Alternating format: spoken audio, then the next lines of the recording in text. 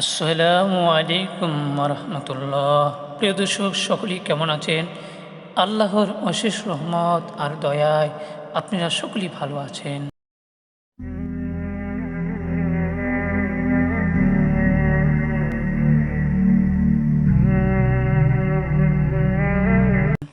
হযরত সুলাইমান আলাইহিসসালাম হুদহুদের মাধ্যমে রানী বিলকিসের কাছে একটি বার্তা পাঠালেন, যাতে তাকে আল্লাহর একত্রে বিশ্বাস করতে এবং সত্য ধর্ম গ্রহণ করতে আহ্বান জানানো হয়।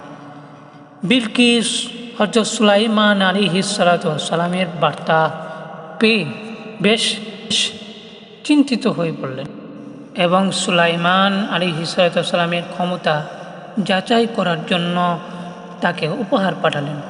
কিন্তু সুলাইমান আলাইহিসসালাম ও উপহার গ্রহণ না করে বরং তার কাছে আসতে বললেন।